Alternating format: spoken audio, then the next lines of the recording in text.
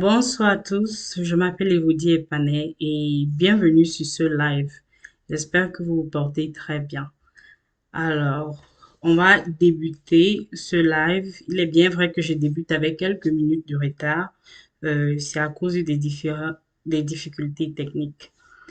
Alors, pour commencer, pour ceux qui ne me connaissent pas, je m'appelle Elodie Epanet et je suis entrepreneur, particulièrement dans le domaine de l'agroalimentaire. Et avec mon activité, je fais des achats sur Alibaba très, très fréquemment, au moins une fois par mois. Alors, je me suis décidée de vous montrer étape par étape avec ce live comment passer sa commande sur Alibaba. S'il vous plaît, si vous pouvez me faire signe, si vous pouvez voir mon écran et si vous pouvez m'entendre. Donnez-moi quelques minutes, je vais activer la notification chat.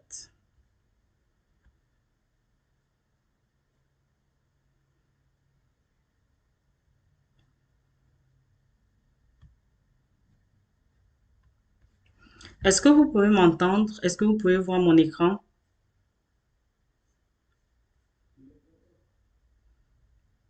Ok.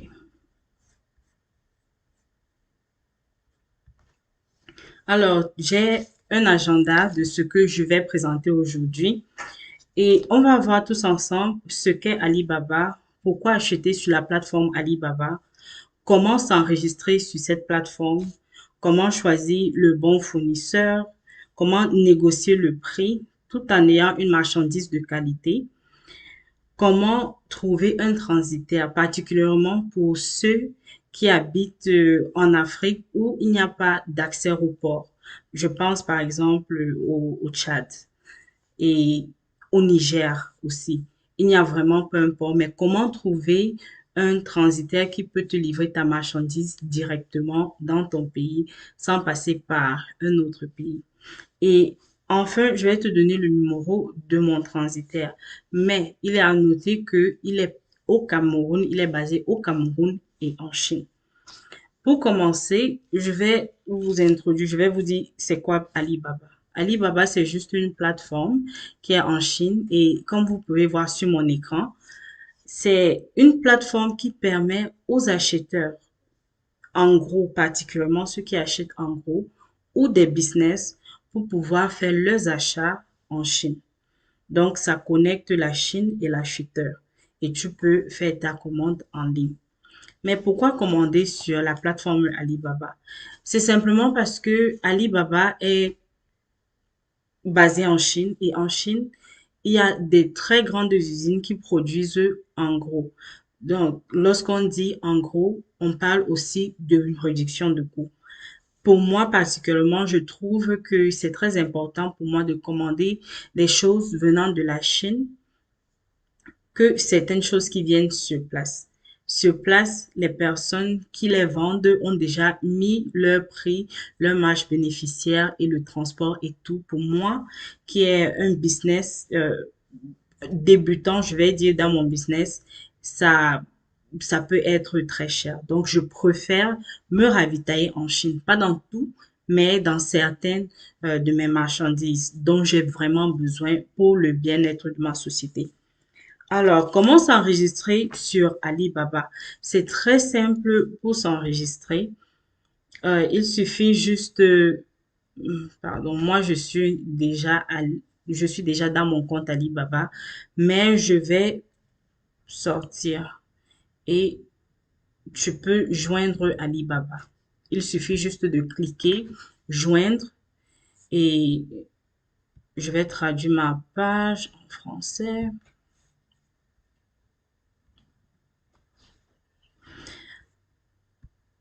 OK. Alors, une fois que tu as cliqué sur joindre, tu peux choisir ton pays.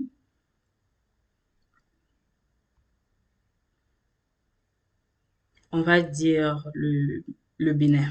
C'est le premier pays que je vois. Et tu es un acheteur ou vendeur ou bien les deux. Alors, j'aimerais préciser, mettre entre guillemets que sur Alibaba, tu peux acheter et vendre en même temps. Oui, Tu peux vendre sur Alibaba tout en étant en Afrique, mais c'est la plateforme qui sera un peu différente. Donc, pour cette vidéo, on va mettre acheteur. Et puis, tu remplis, voilà mes informations qui sont déjà là, et un mot de passe, la confirmation de mot de passe, le nom de l'entreprise. Si tu n'as pas de nom de l'entreprise, il faut juste mettre ton nom et maintenant le numéro de téléphone. Une fois que tu as fini de mettre ton numéro de téléphone, tu dois tirer sur le curseur pour pouvoir vérifier que oui, tu n'es pas un robot et accepter et s'inscrire. Donc, c'est ainsi que tu pourras t'inscrire sur Alibaba et c'est totalement gratuit. Une fois que tu es enregistré sur Alibaba et que tu aimerais passer des commandes, c'est important de trouver un fournisseur. Mais avant que je te montre comment trouver un fournisseur, il faut que tu réfléchisses au mode de paiement que tu vas mettre en place pour pouvoir payer lorsque tu trouves ce fournisseur sur Alibaba. Je vais essayer de me reconnecter dans mon compte.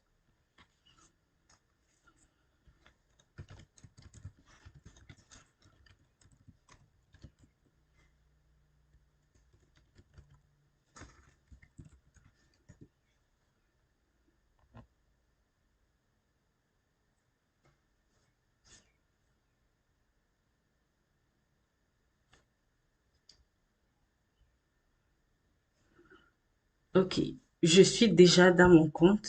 Ça, c'est ce à quoi ressemble mon compte Alibaba. Et voici mes commandes ou bien les commandes que j'ai déjà eu à passer sur Alibaba ou bien celles que je vais faire parce que j'ai certaines commandes qui n'ont pas été confirmées. Alors, je vais essayer de prendre une commande et je vais vous montrer le mode de paiement, quel mode de paiement s'offre à toi sur la plateforme Alibaba.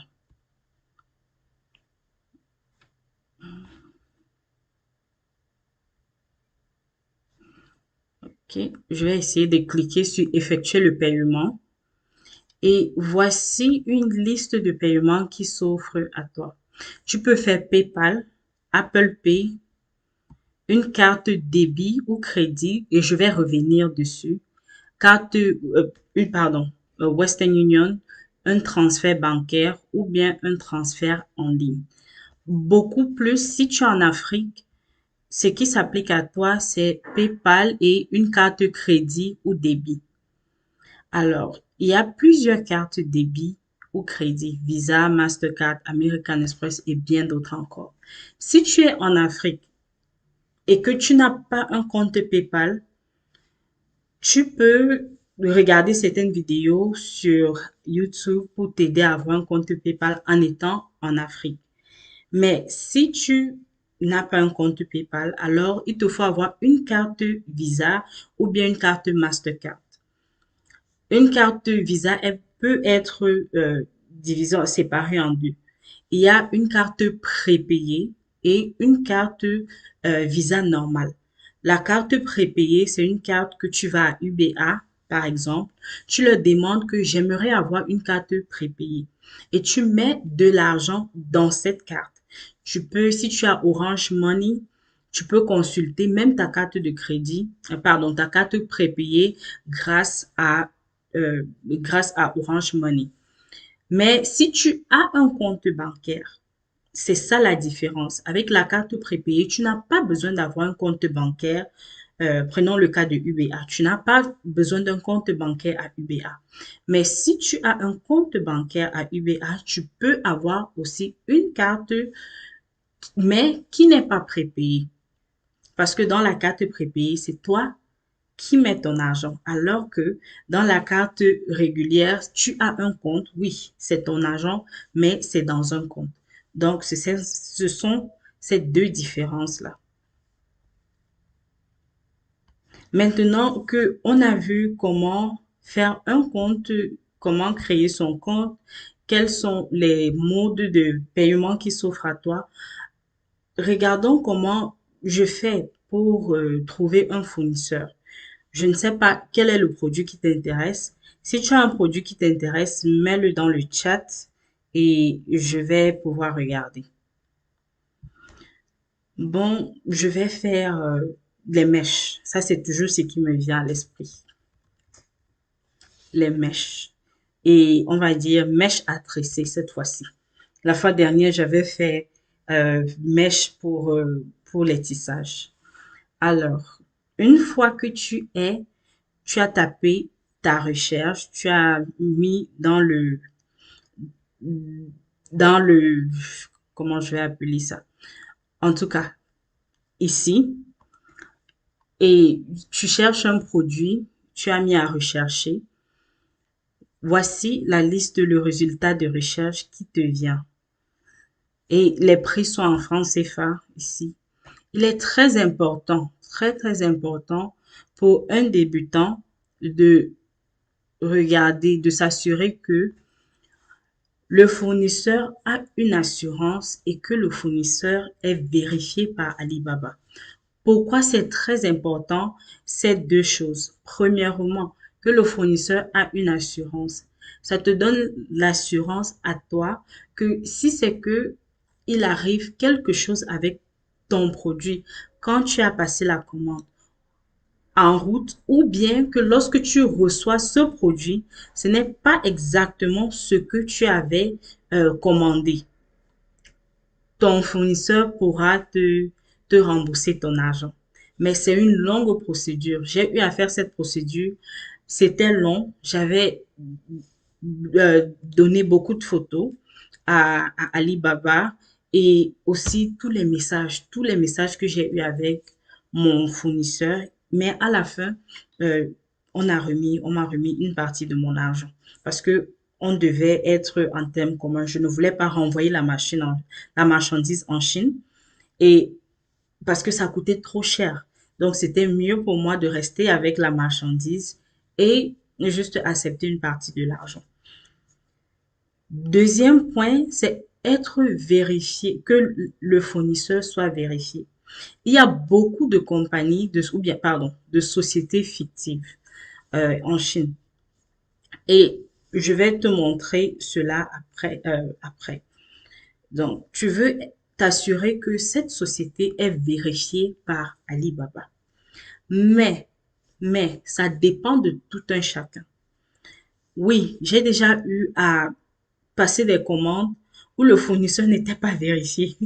Mais au lieu de payer avec ma carte bancaire débit, j'ai plutôt payé avec ma carte de crédit American Express parce que ça me donne une garantie. Cette carte que j'ai utilisée me donne une garantie que si mon fournisseur ne satisfait pas la demande ou bien manque à ses obligations, je peux me plaindre auprès de la société qui est American Express et ils vont contacter le fournisseur, voire à me rembourser l'argent. Et aussi, j'ai déjà eu à utiliser PayPal. PayPal aussi donne cette garantie. Donc, c'est très important de vérifier, de s'assurer que le fournisseur est vérifié par Alibaba. Et si tu n'as pas, si le fournisseur n'est pas vérifié, soit tu t'assures que ta carte de crédit ou bien ta carte débit a cette assurance-là, ou bien tu utilises PayPal. Une fois, voici le résultat de la recherche. Je ne sais vraiment pas ce que je cherche, mais je vais cliquer, m'assurer qu'il a une assurance et vérifier qu'il est effectivement vérifié sur Alibaba. Une fois que j'ai fait cela, je vais regarder le nombre d'années que le fournisseur a mis sur la plateforme Alibaba. Et je peux le voir ici. Ce fournisseur a mis 3 ans déjà sur Alibaba et ce fournisseur a mis 5 ans. Ce fournisseur, 4 ans. Personnellement, Quand il s'agit d'acheter des choses comme des mèches, je veux un fournisseur qui a au moins 5 ans sur la plateforme d'Alibaba. Parce que ça me donne l'assurance que certaines personnes ont déjà acheté et si les personnes ont laissé leurs avis, je serai capable de les lire et voir si c'est vraiment un bon fournisseur. Mais dans certaines situations, j'ai eu acheté des produits sur la plateforme Alibaba où le fournisseur n'avait que 1 an sur la plateforme.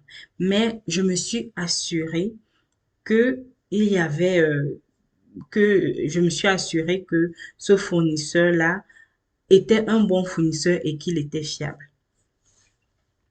Après que j'ai déjà vérifié les deux et j'ai vérifié que le fournisseur a au moins ce 3 ans, j'aime bien vérifier les avis. Et si tu cliques sur avis, ça va te donner le nombre d'avis. En France, en anglais, c'est review. Donc, ce sont les avis. Donc, ceux qui ont commandé, qui ont passé leur commande et ils étaient soit satisfaits, soit pas satisfaits. Et ici, particulièrement, c'est ce qui m'intéresse. 95% ont donné leur avis. 5 étoiles. Donc, ils sont vraiment satisfaits du produit. Et c'est 194 personnes qui l'ont fait. 4 étoiles, c'est 6 personnes. 3 étoiles, c'est 2 personnes. 2 étoiles, c'est 3 personnes. Donc, ça me donne la garantie que c'est un bon fournisseur. Déjà, il est vérifié sur Alibaba. Le fournisseur a une assurance. Le fournisseur a déjà 5 ans sur la plateforme Alibaba et le nombre d'avis de clients est de 205. Ça, c'est le fournisseur parfait pour moi. Et je vais regarder ici. Vous voyez, les avis sont de Côte d'Ivoire. Cette personne était satisfaite. Tu peux le lire ici.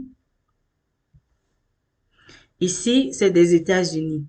Particulièrement, j'aime bien lire les résultats des personnes vivant en Afrique, pardon, les avis des personnes vivant en Afrique et aux États-Unis.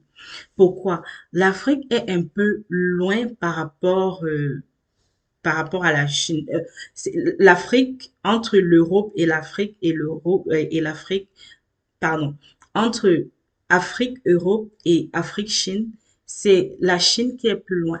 Donc, si je commande quelque chose en Europe, ça va plus vite m'arriver. La marchandise va plus vite arriver par rapport à si je commandais la marchandise en Chine. Et ça me donne une idée de combien de temps le produit va mettre en route.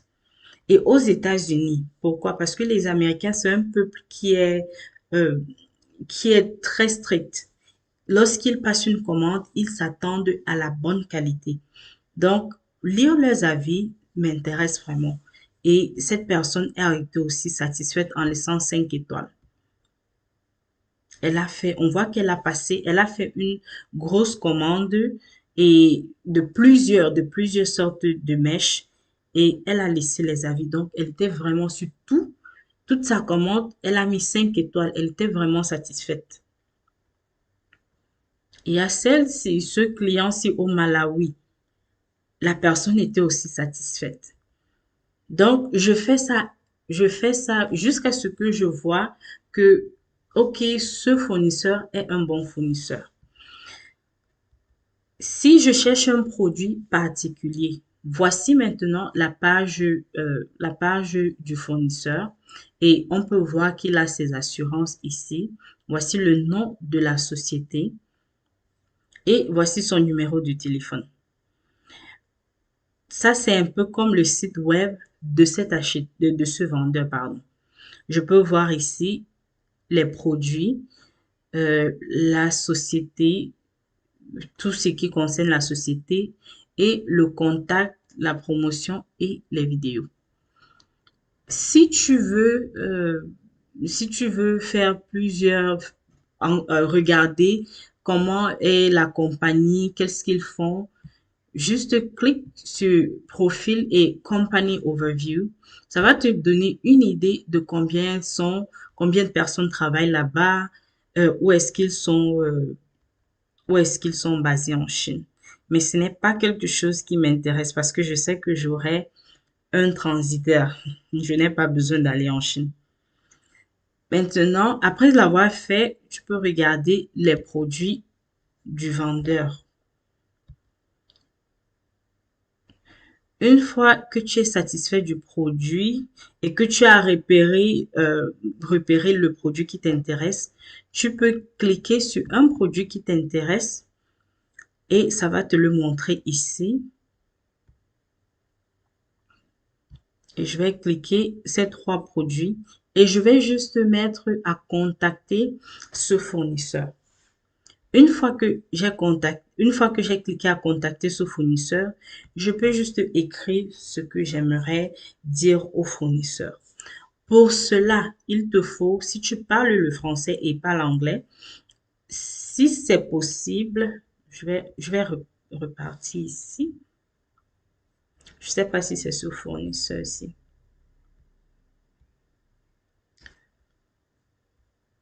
Bon, je vais retourner en arrière. Donc, je vais contacter, oui, c'est ce fournisseur et je vais fermer la page. Donc, déjà, ça me donne le nom de ce fournisseur. Si tu ne parles pas l'anglais, c'est pas un souci. Avant, tu pouvais juste aller sur Google Translate et mettre tout ce que tu voulais en français et ça traduit en anglais ou bien n'importe quelle langue que tu aimerais envoyer à ton fournisseur. Et puis, le fournisseur, tu copies et tu colles dans la messagerie.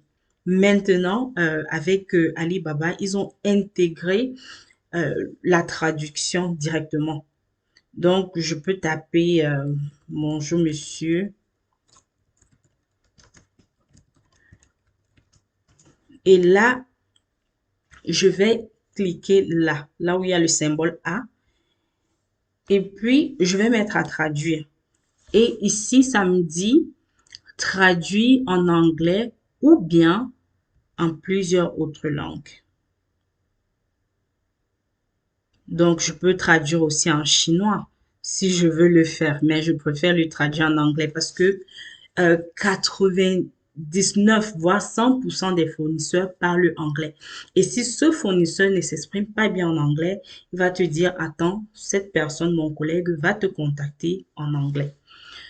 Une fois que j'ai cliqué là sur la langue à traduire, tu peux cliquer sur auto-traduction. Donc, ça veut dire que ça traduit directement dès que tu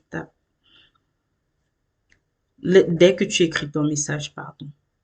Et pour les messages qui sortent, bon, les messages que tu envoies, tu peux aussi faire à auto-traduction.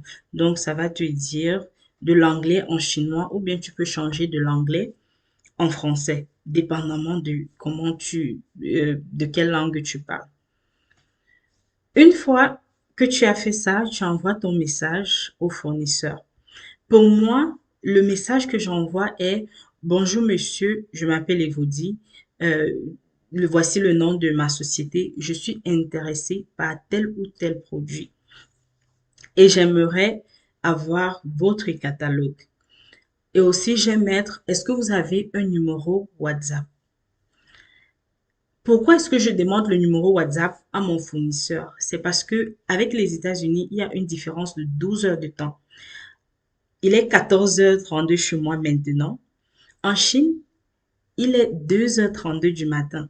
Donc, ce n'est pas évident de toujours avoir une conversation constante avec mon fournisseur si je suis juste sur la plateforme Alibaba. Oui, il est bien vrai que si tu as l'application Alibaba, tu peux activer la notification sur ton téléphone. Mais la plupart du temps, j'ai beaucoup de messages qui viennent sur Alibaba, donc je préfère prendre le numéro WhatsApp du fournisseur et comme ça, on peut communiquer euh, plus facilement. Alors, une fois que tu as contacté ton fournisseur, attends juste. Ton fournisseur va te faire signe tu peux demander les prix, euh, tu peux demander tout ce que tu veux à ton fournisseur. Mais alors, comment est-ce que tu as déjà choisi le bon fournisseur? Comment est-ce que tu vas négocier le prix tout en ayant la bonne qualité de la marchandise? Pourquoi est-ce que je précise que tout en ayant la bonne qualité de la marchandise? Il est à noter que en Chine, il y a tout pour toute classe. Si tu veux le très cher et la bonne qualité, tu en auras. Par exemple, ces grandes marques-là sont en Chine. Les grandes marques qu'on connaît, Gucci, Coach et tout ça, ces sociétés sont en Chine. Elles font de la bonne qualité. Mais si tu veux aussi la marque Pumba, donc c'est un peu le faux de Puma, tu auras ça en Chine. Mais tu n'aimerais pas aussi être trop taxé sur la plateforme Alibaba parce que tu achètes en ligne. Bon, premièrement, il faut demander quelle est la quantité minimum. Et tu peux déjà voir même la quantité minimum lorsque sur la plateforme de ton fournisseur. Par exemple, ici, la quantité minimum, c'est 2 pièces. Mais parfois, quand tu envoies le message au fournisseur, le fournisseur te dit que non, la quantité minimum a augmenté. La quantité minimum, c'est peut-être 50 pièces. Pour moi, pour négocier le prix avec mon fournisseur, j'aime bien d'abord me tisser, me lier d'amitié entre guillemets avec mon fournisseur. Ce n'est pas que je vais penser que non, c'est mon copain du quartier, non. Par exemple, quelque chose que j'ai remarqué, c'est en Chine, les fournisseurs qui communiquent avec moi la plupart du temps, ils m'appellent my friend, hello friend ou bien bonjour mon ami. Donc, lorsque je vais envoyer un message au fournisseur, je vais lui dire dear friend, cher ami ou bien yeah, bon, bref ami ou quelque chose qui est apparenté à ce mot-là. En fait, ça montre à la personne que oui, je suis quelqu'un de chaleureuse et je veux vraiment faire ce business. Donc, ça apaise un peu. Avec ça, c'est mon avis.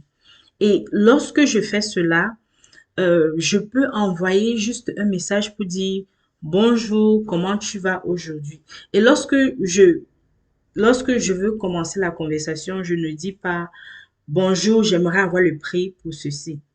Lorsque la personne, le fournisseur a répondu au premier message. Je vais demander comment tu vas et le travail, quel temps il fait là-bas en Chine. Oh, le temps chez moi, c'est tel, il fait chaud par exemple ou bien il fait froid. Donc, avoir une petite conversation, s'intéresser à la personne d'abord avant maintenant d'entrer dans le vif du sujet. Une fois que j'ai fait ça, ça me met déjà sur une plateforme où je peux dire que oui, je peux un peu blaguer en quelque sorte avec la personne. Donc, ce que je vais dire lorsque le fournisseur va me donner le prix, je vais dire, tu ne me donnes pas une réduction. En anglais, ça s'appelle le discount. Est-ce que tu ne me donnes pas une réduction? La personne va me dire que bon, je t'ai déjà donné la réduction. Je vais dire que non. S'il te plaît, si tu peux me donner encore la réduction, parce que je cherche un fournisseur avec qui travailler pendant longtemps. Abstenons-nous de mentir. La plupart de mes fournisseurs, si j'achète une machine spécifique, alors je ne dis pas. Mais si j'achète du packaging pour les produits pour ma société, alors je vais dire à la personne, je vais encore acheter, ou bien je vais encore acheter, bref. Et j'aimerais avoir un peu plus de rabais sur ce que tu m'offres déjà. Ça, c'est comme ça que je fonctionne. Mais tu peux aussi aller sur certains sites en Chine, Taobao ou bien 16,86, je pense, pour voir quel prix s'offre à d'autres, aux Chinois, en fait. Ce sont des plateformes en Chine. À quel prix est-ce qu'on le vend sur le marché chinois? Mais particulièrement, moi, je n'aime pas le faire parce que je ne suis pas trop je ne suis pas quelqu'un qui discute vraiment le prix de la marchandise. Je ne sais pas m'y prendre vraiment. Alors, assez parlé sur ce sujet. Tu as fait, lorsque tu as négocié le prix et si ton fournisseur te donne un prix que tu n'es pas à l'aise, qui est trop fort pour toi, demande-lui, est-ce que je peux rabaisser la quantité ou bien est-ce que je peux augmenter la quantité? En Chine, généralement, plus tu achètes, le moins cher c'est. Mais si tu n'as pas assez d'argent, continue, commence avec peu ou bien cherche un autre fournisseur. Il y a des centaines de fournisseurs juste pour un article en Chine sur Alibaba. Maintenant que tu as fait tout cela, il te faudra payer. Ton fournisseur, ce n'est pas toi qui va initier le paiement, mais euh, c'est le fournisseur qui va le faire. Il va t'envoyer, j'essaie d'aller dans ma boîte Alibaba, dans ma messagerie.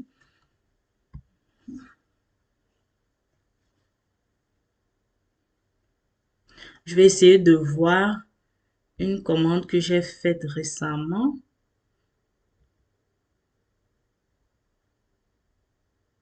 Alors, ça, c'est une commande que j'ai faite récemment. Voilà. Voici, ça, c'est ce que j'achetais. Et mon transitaire m'a envoyé un lien. Je n'arrive pas à le retrouver.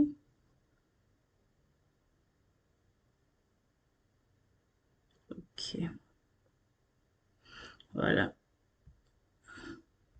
Alors, je l'ai déjà retrouvé.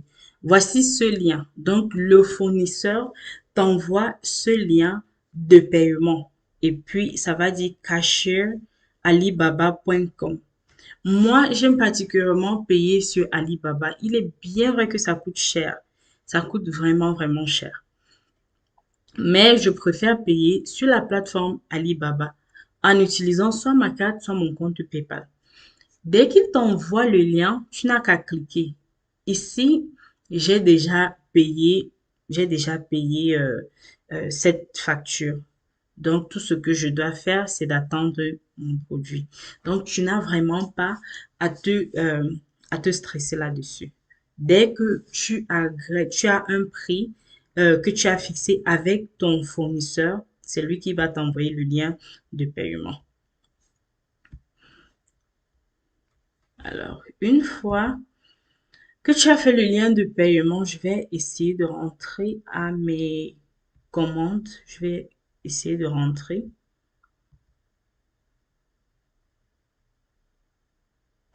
aux commandes. Ça, c'est une commande que je n'ai pas encore payée parce que j'attends toujours, euh, j'attends toujours que mon fournisseur change, euh, fasse une modification. Alors, lorsque tu as une facture que tu n'as pas encore, que tu n'as pas payée, ça va te mettre ici en attente de paiement. Et là, tu peux modifier, tu peux demander à ton fournisseur de modifier ce paiement. Ça me montre que le fournisseur a déjà modifié le contrat et le contrat était modifié en janvier. Et si je veux encore modifier, je dois juste modifier ici. Là, je n'ai pas besoin de modifier ce contrat parce que mon fournisseur est en train de travailler là-dessus. Alors, maintenant, tout au long de maintenant que tu as déjà eu à faire le paiement, si tu n'as pas un transitaire, oui, si tu n'as pas un transitaire, il te faudra avoir un. Parce que au cours de ta conversation avec le transitaire, pardon, avec ton fournisseur va te demander, est-ce que tu as un transitaire? Alors, c'est quoi un transitaire? Le transitaire, c'est la personne qui fait voyager ta marchandise en termes simples ou encore envoie ta marchandise de ton fournisseur qui est le vendeur à chez toi. Donc, le transitaire est le milieu entre toi et le fournisseur. Pour ceux qui sont par exemple au Tchad ou bien au Niger, bref, un pays qui n'a pas de port, euh, ce que tu peux faire pour envoyer ta marchandise, si tu n'as pas de transitaire, c'est très simple. Je vais aller ici et je vais écrire transitaire Chine, Niger.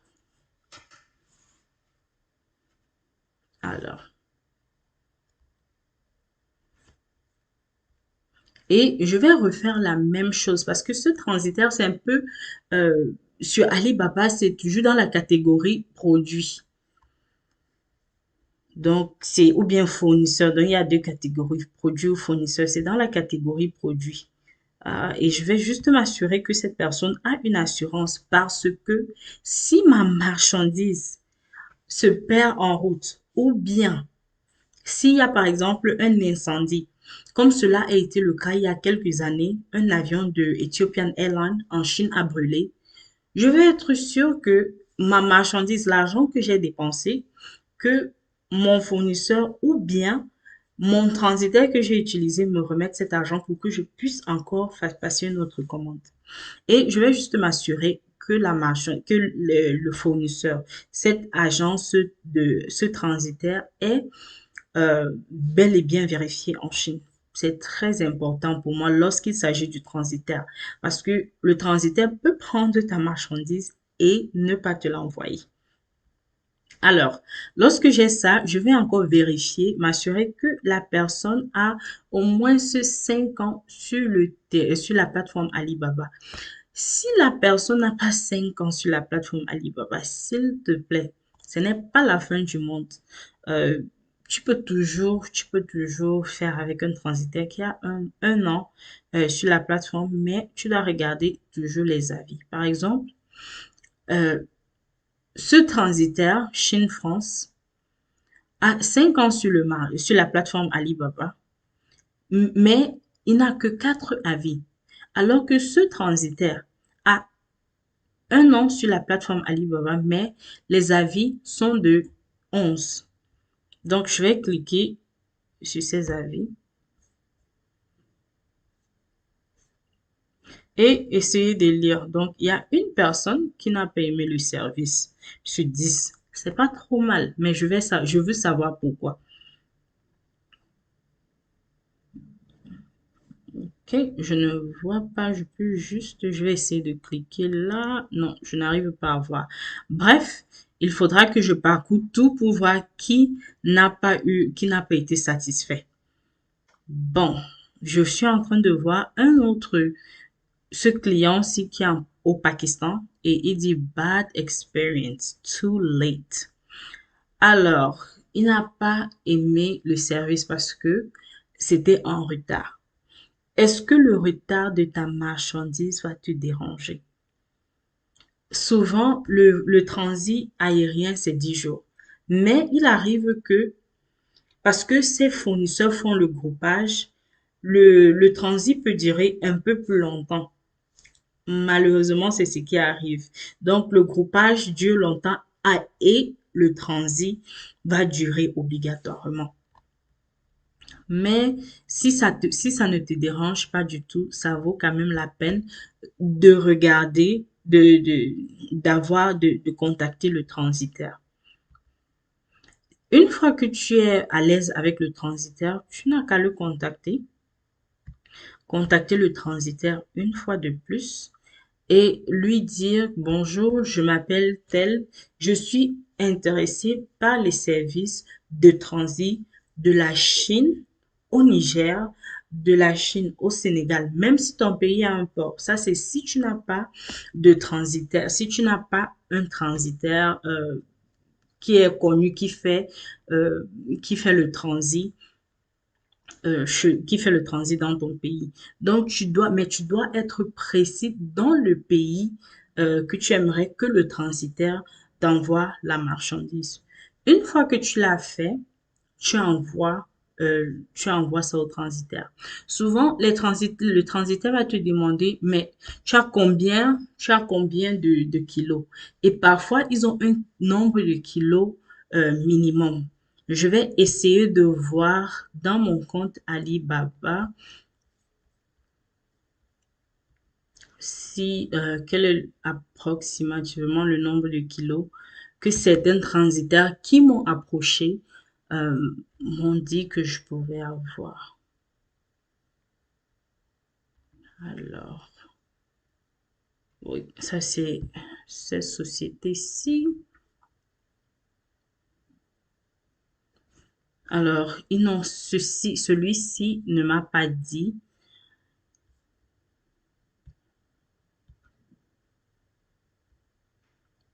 Ok.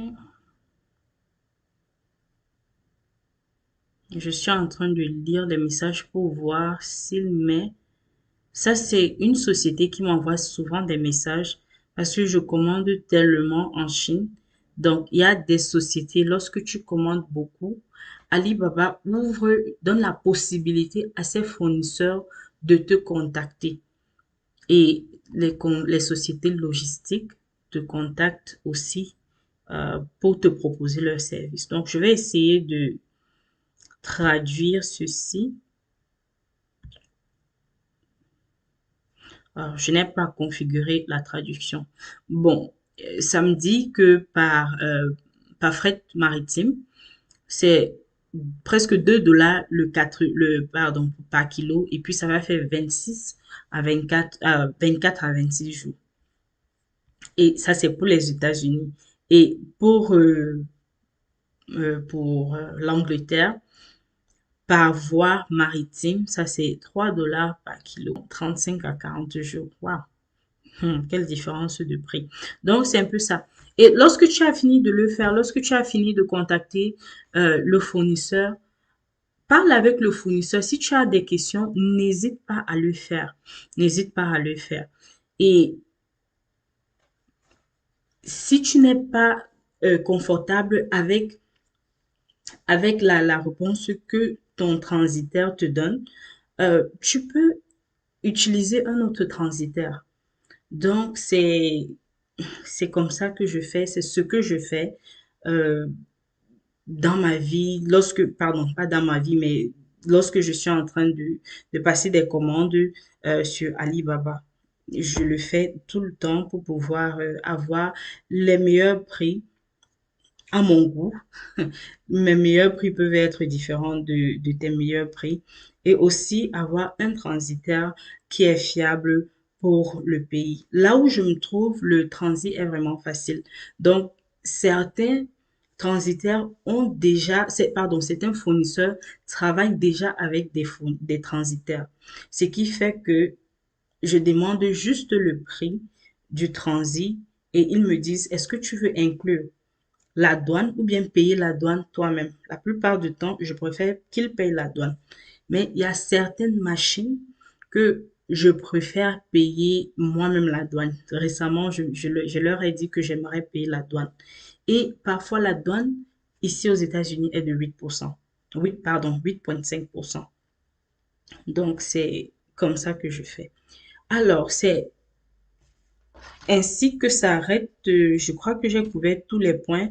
J'ai couvert tous les points. Si vous avez des questions, n'hésitez pas à m'envoyer un email à tourismeentreprenarial@gmail.com. Et la dernière chose que j'ai mentionnée, je vais vous donner le numéro de mon transitaire Chine-Cameroun. Je vais regarder. Je transite avec Guangzhou Cargo. Et ils sont basés en Chine. Ils font le fret aérien et ils font le transit maritime. Le CBM, qui est la palette de fret, pas fret maritime, est la fois dernière, je crois, c'était de 300 000, mais ça varie selon les saisons. Donc, voici leur numéro. Plus 86 137 11 25 32 82. Une fois de plus 86 137 11 25 32 82. Alors, c'est ainsi que s'arrête ce live. J'espère que tu as beaucoup appris. Et comme je l'ai dit plus haut, si tu as encore des questions, pose-les en email à tourismeentrepreneurial@gmail.com. Merci d'être les nôtres aujourd'hui. Portez-vous bien et bye bye.